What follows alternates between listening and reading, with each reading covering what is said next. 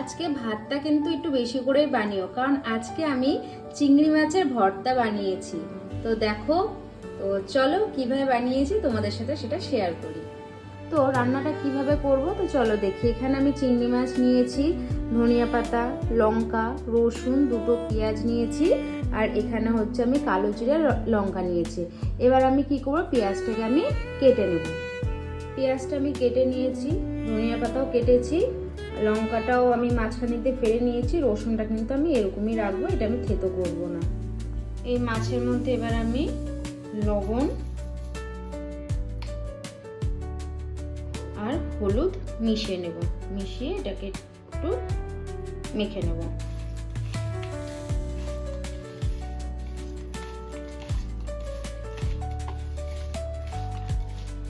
ব্যাস, মাখামার হয়ে গেল, এটাকে আমি রেখে দেব।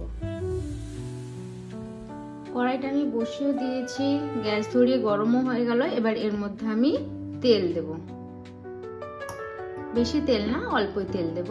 তেলটা একটু গরম হোক। তেল গরম হয়ে গেছে, এবার এর মধ্যে আমি শুকনো লঙ্কা আর কালো জিরে দিলাম। কালো জিরের পরিমাণটা কিন্তু একটু বেশি দেবো, কারণ আজকে যে খাবারটা বানাচ্ছি সেটার জন্য কিন্তু কালো জিরে দরকার একটু বেশি করে। কালো জিরে আর শুকনো লঙ্কাটা ভাজা হয়ে গেছে, এবার এর মধ্যে আমি কেটে রাখা পেঁয়াজ, সম্পূর্ণ পেঁয়াজটা দিয়ে দিচ্ছি। কেটে রাখা লঙ্কা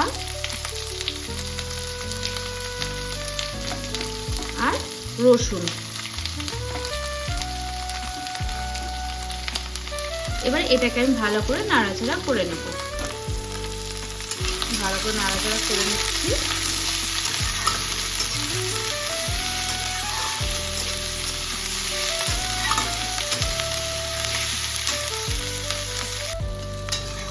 দেখো আমি নাড়াচাড়া দিচ্ছি, এটা ব্রাউন ব্রাউন একটু হবে। এখন আমি হলুদ লবণটা দেব না, একটু পরে দেব। আমি হালকা একটু ভেজে নিই। এটা আমার প্রায় ভাজা হয়ে গেল। এবার এর মধ্যে আমি কিন্তু হলুদ লবণ মাখিয়ে যে মাছটা রেখেছিলাম, চিংড়ি মাছটা, সেটা এর মধ্যে আমি এখন দিয়ে দেব। আমি কিন্তু আগের থেকে ভাজিনি, কারণ এটা আমি যেটা আজকে বানাবো সেটা ভাজার দরকার নেই আলাদা করে আগের থেকে। এটাকে আমি ভালো করে এখন ভেজে নেব।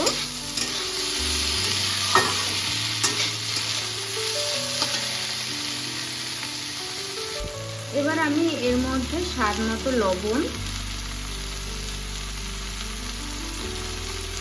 আর হলুদ দেব, দিয়ে আমি ভালো করে নাড়াচাড়া করে নেব।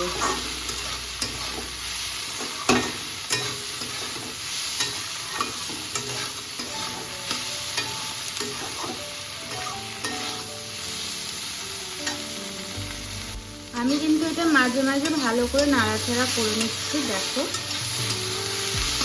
রসুনগুলো একটু সাদা সাদা এখনো রয়েছে, আর এটা এখনো পুরোপুরি ভাবে ভালো করে ভাজা হয়নি। এটাকে আমি পুরো ভাজবো এখন।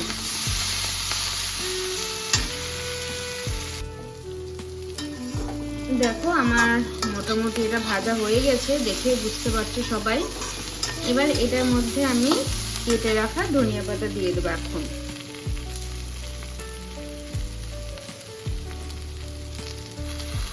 এবার আর একটু ভালো করে নাড়াচাড়া করব।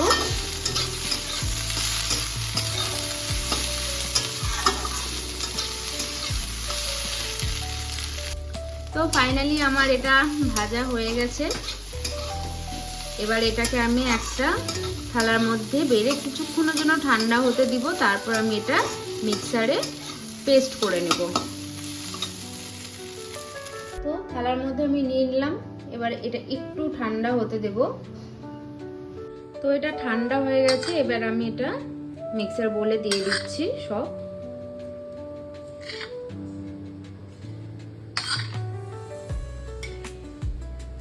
তো আমি এটা নিয়ে নিলাম, এবার এটাকে আমি পেস্ট করে নেব। তোমরা চাইলে কিন্তু শিলপাটাতেও পেস্ট করতে পারো।